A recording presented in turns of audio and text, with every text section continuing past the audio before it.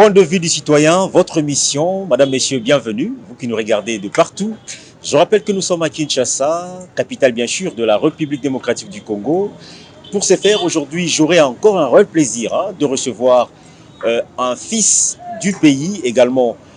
Il est jeune, mais je rappelle qu'il est le coordonnateur bien sûr d'un mouvement avec l'ASBEL qui en soi lance une vision pratique plus pour développer la jeunesse congolaise. Je veux recevoir monsieur Marcel Moulumba, coordonnateur du mouvement de la jeunesse congolaise, Vision. C'est lui qui sera notre invité d'aujourd'hui. Marcel Moulumba, bienvenue. Merci beaucoup, Franck. Bonsoir, bonjour. Ça dépend, il y a Aero Bozolanda Bisso. Je salue tous les peuples congolais et la jeunesse en particulier. Voilà, je introduis par rapport à l'introduction l'angaï, dans l'objet aux alliés jeunes, et puis aux alliés coordonnateurs, il y a un mouvement intitulé Mouvement de la jeunesse congolaise Vision. Mais en commençant déjà, les alliés au la Nengeni Marcel Moulumba, jeune qu'il est, azali kokota na ba initiative peut-être ba grandiose ya minene ko le katam sur niveau na yo ya âge, niveau na yo peut-être aux anano elenge, mais tu t'es fait un peu grand na kati ya mboka. Impression na yo, sentiment na yo d'abord ezalaka na nini? Impression na biso to sentiment na biso eza to servir d'abord mboka, to aider bilenge baninga oyo de fois bazuna conscience te ya kolinga. Ya kolinga mabele onzamba pesa biso ya kolinga mboka d'abord et puis ko conscientiser jeunesse to longwa un peu na banti valeur nde mission na biso principale comme devise na biso elobi tozana unité, patriotisme et puis leadership. Nde tozo bundana na mona milieu ya jeunesse congolaise en particulier, en général tous les peuples congolais.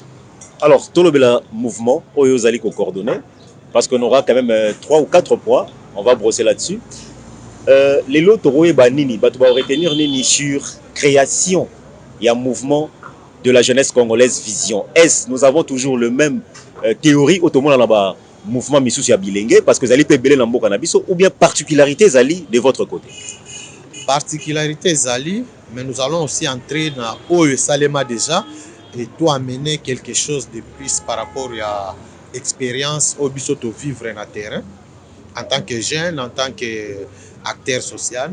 En fait, tous la jeunesse na biso va prendre conscience, tout réveiller, tous éveiller conscience la jeunesse surtout. Denge na loba ki ne bandeli to linga mabele na biso, to linga mboka na biso. Pour to linga mboka na biso, il faut to bunda. Combat nanga ezaka toujours clair, ezaka renouvellement ya classe politique. Mais pour to renouveler classe politique wana, toza obligé à kota na milieu ya ba jeune. Oyo bazo tika politique est dirigé bango oyo bazo tika ba politicien ba utiliser bango surtout dans moment de élection ba utiliser bango après les élections cette jeunesse là est abandonnée. Alors biso combat na biso eza ko lakisa ba jeune que le choix que nous faisons eza pour na 5 ans par exemple et puis ceux qui te poni mabe to ko souffrir pendant 5 ans. Donc tozo amener jeunesse na biso ba prendre conscience to bunda surtout tozalana batie la biso bato baza ko mériter na bisika o sengeli surtout na ba choix ya acteur na milieu ya jeunesse na milieu ya emploi ba milieu social. Donc il faut vraiment choix ezala ya bien pour choix wana ezala ya bien to vivre ba même makambo na zo le kanate. Il faut que ba jeune to prendre conscience to bunda to lutter to arracher to joie to mériter bisika wana. Pour te mériter, il faut conscience à jeune pour éveiller ba jeune wana o ba abandonner qui a politique bazo sala biso boy bazo mema biso boy non to la musa bango ba créer to zelaka nyoso ya na politique on peut aussi créer. Donc mouvement na biso ezo aider na ba plan ebele. Alors, vous allez conscientiser la jeunesse en question ndengenini parce que comme tu le dis, bah citoyens congolais misusu bazali bilingue bazali kotala yo. On remarque que Koulou na lelo ezali kosi la te mendicité bilenge bazobenga batu ba moprezo président ou le kananzela bazobenga yo. Le jeune ne crée plus, ba jeune bazomela ba whisky ba diamba tout et consort qui détruit même leur santé. Comment tu feras pour procéder na conscientisation au salango ndengenini na kati ya mouvement na? Bon, on moni au soulever point ya bakuluna tout ce qui est au bazo sala bakuluna ezaka bato mabete. Vous savez que na kati ya milieu ya bakuluna il y a même les intellectuels. Naza ko saluer projet ya Kanyamaka CC par exemple, c'est un projet automoni que na kati ya bato wana to mona ka basimbi machette wana na kati na bango il y a des licenciés. Le lot tout monde na production na bango makambo bazo sala eza ya ko saluer. Mais projet wana eza moké par rapport ya grandeur ya pays. Par rapport à grandeur ya ville à Kinshasa par exemple. Et ça projet wana eza moké. Il faut que les acteurs oyo baza ko diriger ba lukela biso ba projet ya bongo ebele. Hein? Nous allons au milieu de la jeunesse. Kolakisa bango ke on ne peut pas venir seulement pour ba pesa mutu musala to valeur il faut aller kaka simba machette bazo ke Kanyamaka CC azonga non. Les projets là on peut aussi créer, c'est-à-dire toye na milieu ya ba jeune to conscientiser bango. Biso to sala ka ba descente minimum sur terrain. To rebi jour tel nous allons descendre dans tel commune. To kiti to solo na bilenge. Hein? To solo na bilenge to faire voir bango. To koki ko zela nyon sauter. Mais on peut faire quelque chose. Faire quelque chose là, on peut booster. Toko ningi sapé ba politique wana. Toko ningi sapé président basale la biso choix ya bien. Vous savez soki lelo toza ko lobe la justice. C'est parce que le président a fait un choix sur un jeune. Hein? Imaginez jeune lokola Mutamba, hein, excellence Mutamba, toza na bango 7 8 na ba ministère. Vous voyez un peu changement wana. C'est parce que le président a fait confiance dans le même visage, même Batouana. Bazalaki na Mobutu, Kabila le père, Kabila fils, Lelo, Bazanaye, na mandat liboso na mandat mibale. Non, le président doit innover. Il faut y aller na makambo sika. Hein? Makambo sika. Bat vieux wana baza déjà limité, bazo balusa biso ka place moko. Même s'ils prennent leurs enfants batie bango place wana. Bana wana baza kana idéologie ba père na bango. Donc tout ça na poussé un changement. Biso to ko mener l'action ou kotindi quand même le pouvoir va sentir que il y a un mouvement quelque part. Tout ça on a processus pour conscientiser les jeunes. Lorsque nous allons commencer avec les actions, ça sera autre chose. Vous parlez des actions. Quel genre d'action déjà vous avez mené sur terrain? Tozo ibate bozali na ba principe lokola ba parti politique batambolaka ou bien bozali na ba principe na bino étant que mouvement vous allez encadrer ba jeunes. Mais quelles sont les actions déjà menées sur terrain?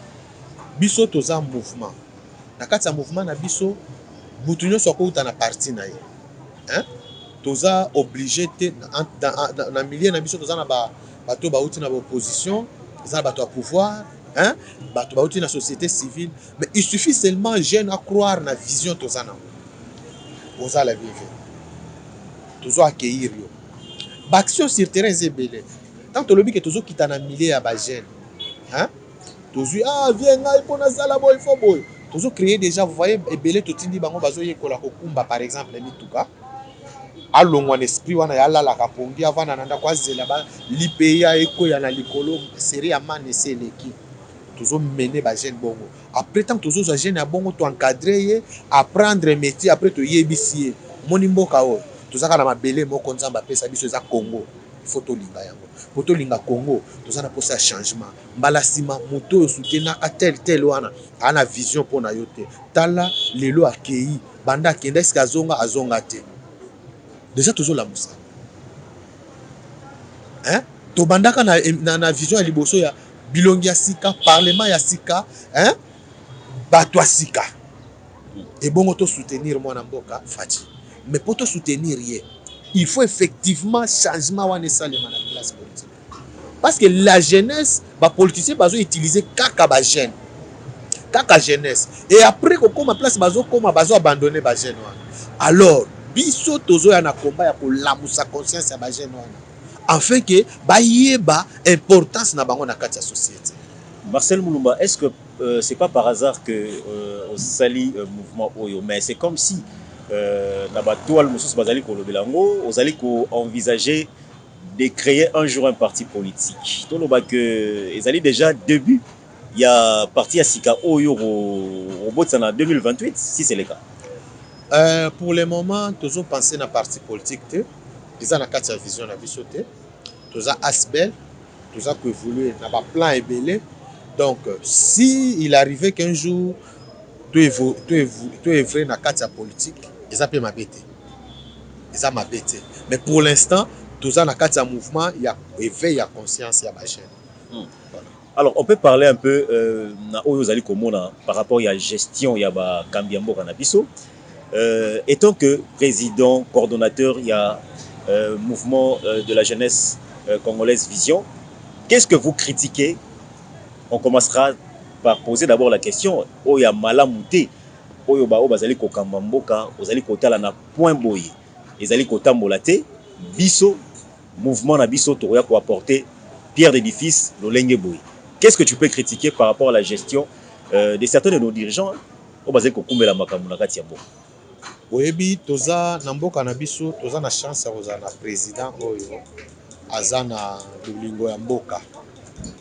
Mais regret na biso mingi biso ba jeune ezake choix na ye na ba dirigeant.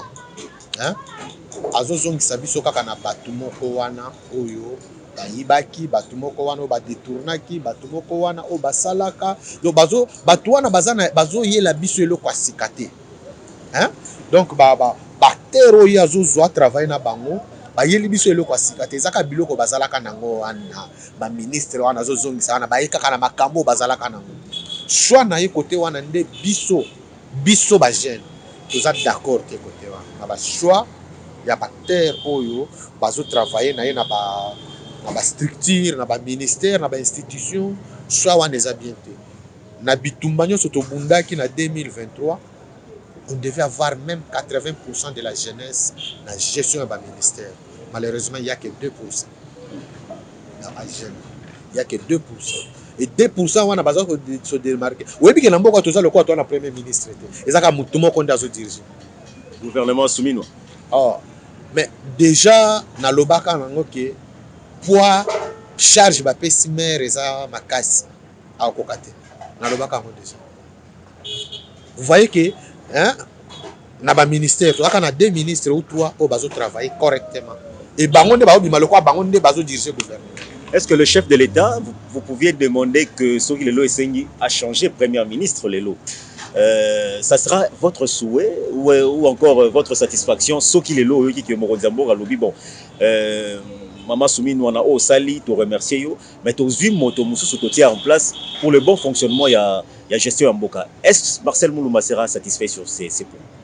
Bon, satisfaction nanga par rapport à changer premier ministre. Satisfaction tu satisfait lorsque le président fera confiance à la jeunesse. Hein? Lorsque nous allons voir que réellement la classe politique est renouvelée. Réellement, il y a 80% de la jeunesse au Bazako Kamba. Hein? Vous allez remarquer que pendant 18 ans, Bano Baouti Université, 18 ans plus les 5 ans du président Fatih Beton, vous allez voir que 23 ans, Babilengue Wana, Bazanil par. Vous pensez qu'on n'a pas formé les têtes bien faites? Non. Ils ont mis tout Ezali. Hein? Ils ont mis tout génération, génération Wana, Nyoso Wana. Ameka na nous la confiance dans la jeune. Il sera au moins que mandat naie et kozala kitoko.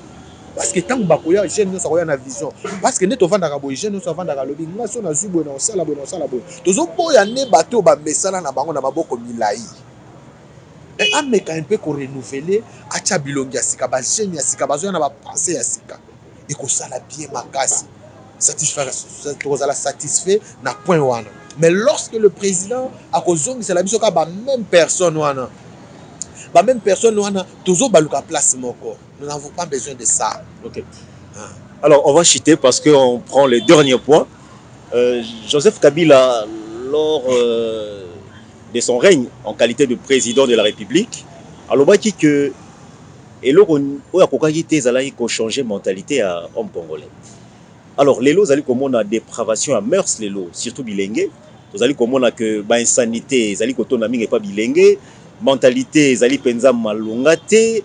Ben insulte l'accoutrement makamoumo belé o elenge congolais le lo azali ko refléter image à mabé.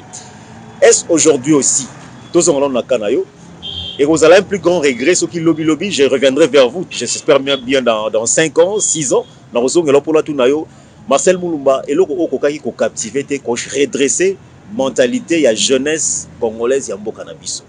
Est-ce que vous ne craignez pas sur ces points? En fait Joseph Kabila c'est le plus mauvais président qu'on a eu dans ce pays. Parce que, alingala mboka te. Na kolinga mboka te wana, bokotia pe bactéries bien te. Vous voyez un peu. Et là que zanga, même le ko wana hémorragie wana ezolinga kota et koti déjà na mandat, ezolinga te mais c'est koti na mandat ya président Félix, c'est quoi? Hein? Encadrement ya jeunesse. Ne place tous un problème wana. Biso mouvement na biso, tous en pour ça jeunesse ezala bien encadré. On a un ministère de la jeunesse au moins. Donc choix ya mabe na ba ministère nyo c'est un ministère de la jeunesse. Comment? Est-ce qu'il y a yebi na mission na ye? Ministre wana ya jeunesse wana. Est-ce qu'il y a yebi mission ba pesa ye? Il y a un problème sérieux dans le milieu de la jeunesse. Il devait organiser des descentes. Il devait organiser des conférences de conscientisation de la jeunes. Ils ont un problème sérieux. Les jeunes, il y a 80% de la jeunesse basée dans le chômage. Est-ce qu'ils ont le belé? Est-ce que les ministres là, travaillent sur ça? Combien de fois nous avons écrit des mémos dans le ministre? Vous avez eu vos réponses, j'espère. Quelle réponse jusqu'à aujourd'hui?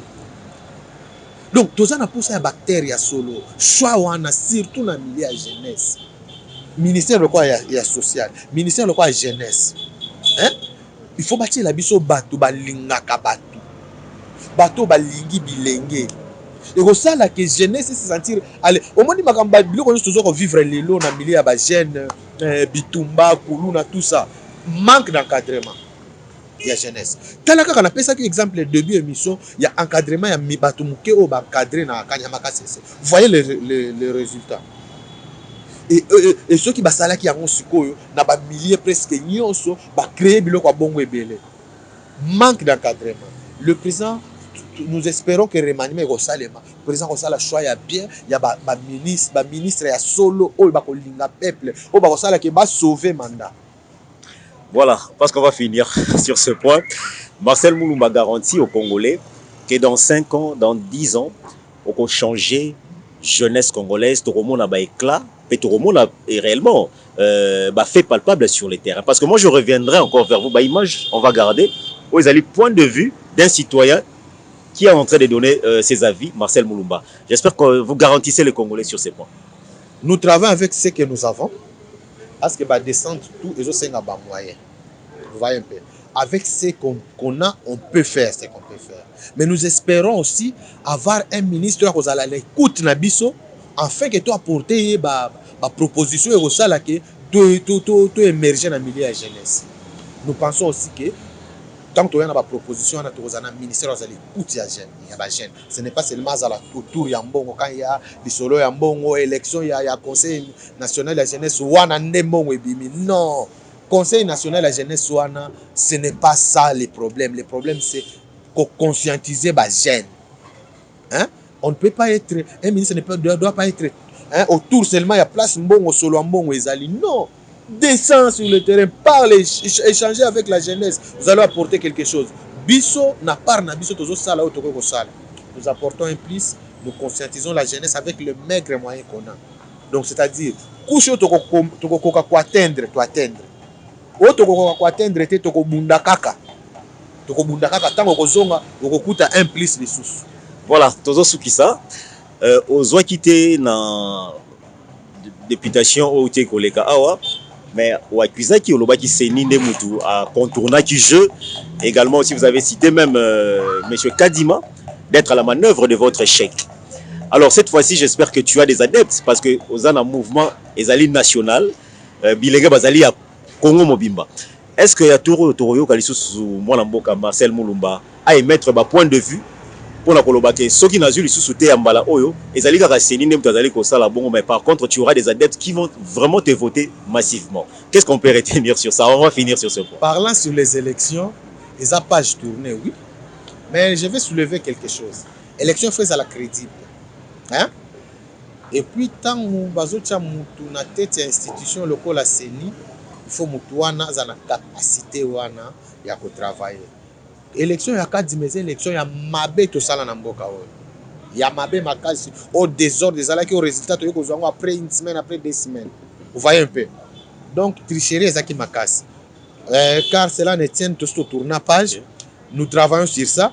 Mais dans circonscription on a postulé qui s'il y a parmi les 12 élus, Il n'y a que 5 qui ont dépassé Bavo. Et terrain Koloba. Qui sont les 5 Les 5 candidats? Je ne cite pas les noms, ce n'est pas important de citer les noms, mais il n'y a que 5. Les restes ici, na terrain. Pour Batu Bazali. Mouvement Nanga, et ça, mouvement, il y a les Batu Baza. Donc, ceux qui ont une force, il y a masse, il y a politique, il n'y a que 5. Il y a 5. Nous avons respecté Bango. Quand on a tali PV, Nathalie, je sens que Oyo, mais le reste, c'est tout. Nomination c'est ce qu'on peut dire. Marcel Moulumba, nous vous remercions. Merci beaucoup. Merci Nayope pour l'invitation. Merci beaucoup.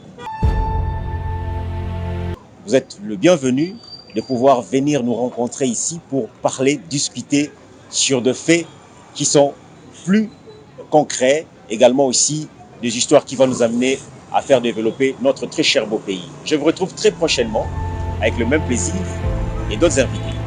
Merci.